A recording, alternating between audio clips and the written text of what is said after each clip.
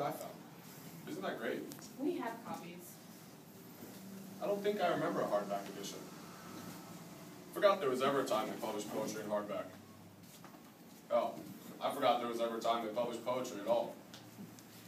I am not going to sleep in this heat. I wonder if this is worth something. I'm sure it's not. You never know. First edition, hardback, mint condition, Academy Fellowship, Walter Stevens Award. That's right, isn't it? Mm-hmm. The book was a big deal. It was not that big of a deal. In those circles it was. Well, those were small circles. Dedicated to my Violet. That's nice. Christ. Can't imagine the kind of pressure he must have felt after this came out. Probably every word he wrote after this, he must have been thinking, what are they going to say about this? Are they going to compare it to Meadowlark? Will you shut up about the fucking book? What's the matter? It's just, you're dripping with envy over these 30 poems my father wrote in the fucking 60s, for God's sake. Do you hear yourself? You're mistaken. I have great admiration for these poems. Not envy. Reciting his list of words? I was merely talking about the value. Look, my father didn't write anymore for several reasons, but critical opinion was not one of them. As hard as that may be for you to believe, I know how important that stuff is to you. What are you attacking me for? I haven't done anything.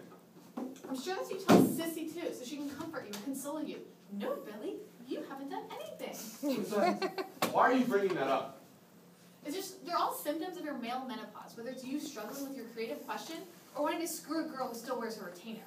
Alright, look, I'm here for you. Because I want to be with you in a difficult time. But I won't be held hostage in this room so you can attack me.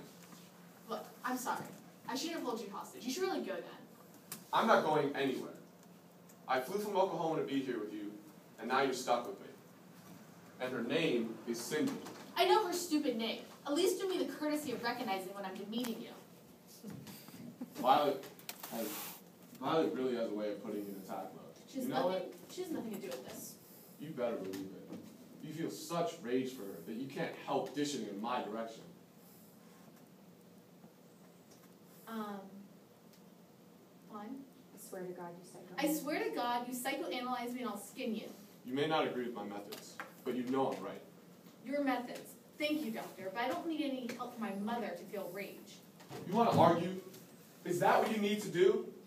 Well, pick a subject, alright, and let me know what it is, so at least I have a fighting chance. I'm the subject. The subject is me, you fucking narcissist.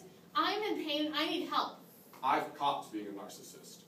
We're the products of a narcissistic generation. You can't do it, can you? You can't talk about me for 2 seconds. I'm here now. Men always say shit like that, as though the past and the future don't exist. Can we not make this into a gender discussion? Do you really believe this? The here and now is enough? It's just horseshit to talking about things that to avoid talking about things you're afraid to say.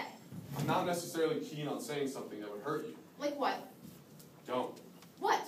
You do realize there's nothing more you can say that can hurt me any more than I'm already hurting. The damage is done. I think you're wrong. I think you get in this masochistic frame of mind that actually desires to hear more than... What? Barbara, please. Let's not... We have enough on our hands with your parents right now. Let's not revisit this. Revisit this? When did we revisit this in the first place? I still don't know what happened. Do I bore you, intimidate you, or disgust you? Or is this about the young teenage pussy and the pleasures you can get from it? You want to have this discussion now? You really want to have this discussion with Beverly missing? Your mother is crazy as a loon? And our daughter 20 feet away? You really want to have this discussion now? No, I'll just hunker down for a cozy night's sleep right next to my husband.